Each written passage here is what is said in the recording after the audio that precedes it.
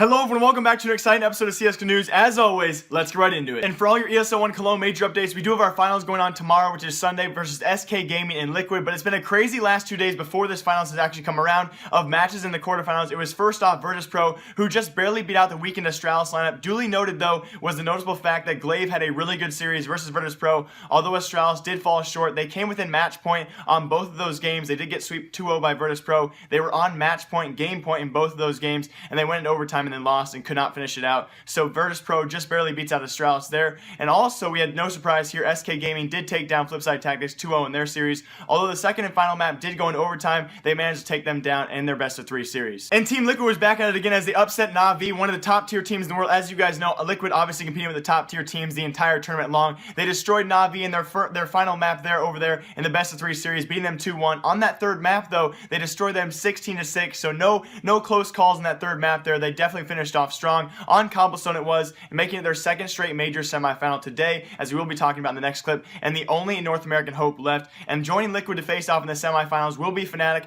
who, no surprise, also swept Gambit Gaming 2-0. No really big close games there, and no surprise as well. And now on to the semifinals, which happened all throughout today, and was even a crazier turn of events. And in today's very first semifinal match, it was Virtus.pro taking on SK Gaming in a very close best of 3 series, which SK Gaming was heavily favored on, but Virtus.pro showed up to play, and again, a very close series went on here, and Virtus.pro continued to shock the world as they actually took map 1, SK's map choice, that was on Cobblestone. Virtus.pro had a really sizable lead there, almost threw it away, and then came back in overtime to close out map 1. It was, though, Virtus.pro who also threw away their map choice, which is Nuke. Unfortunately, they started out on T side there, could not come back on their CT side second half, and they succumbed to pressure, and they actually lost that second map to SK. So it did go to game 3. This was on Mirage. Both strong maps for both these teams. Even stronger for SK, apparently, though, as they won the game 16-12 just narrowly. But duly noted, guys, Virtus.pro showing it to play. It was back, I believe, in about April, where Virtus.pro Taz posted a Facebook picture and a post where he was going to disband. You know, he hinted at the team not doing too well, they might disband. Some of the oldest players in the game, one of the oldest teams and rosters in the game,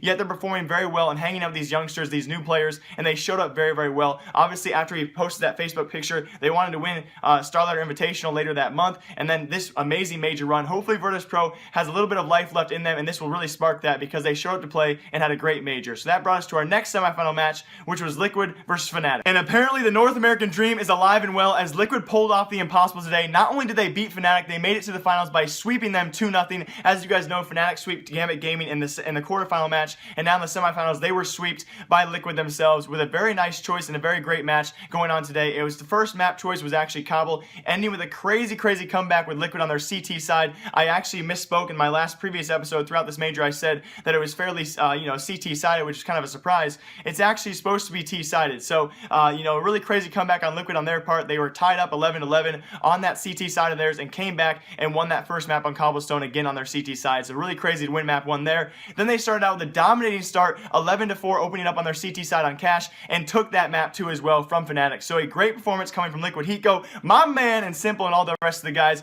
from Team Liquid. They are making out the finals versus SK Gaming. For the first time in a long time, they will be facing off in an only American team final. I'm not even sure this has ever happened before. It's South America versus North America, with SK Gaming kind of having that German edge to them. It's going to be an amazing final, though. The NA dream is alive and well. Just so all of you know, I think it's been around close to 10 years since a North American team has actually pulled off and won a major, although I do not know what to expect with this one. Again, South America versus North America, anything can happen. The crowd has been absolutely amazing. Hundreds and hundreds of thousands of people watching, 14,000 people watching live in a sold-out arena over in Germany. It's been an amazing event to watch and really competing with one of those top sports in the world. It's really putting on a great show, and I hope this series goes to at least that third map and maybe can even make that a really close match as well. So best of luck to both teams. It's going to be an amazing final. And in very brief CS:GO news, after being eliminated by Team Liquid in the quarterfinals of ESL Cologne Major, Navi Zeus tweeted out this, which for a few minutes threw off everyone, especially as Zeus continued to refer to this Volodya as leaving Navi, and he has to be kicked from the roster. Now, people weren't sure if he was referring to himself as Volodya. If you don't follow Zeus on YouTube or watch his YouTube videos, he refers to this Volodya quite often in multiple of his videos. It's kind of funny. It's actually referred to as the frog that lives outside his place in a pond. Volodya.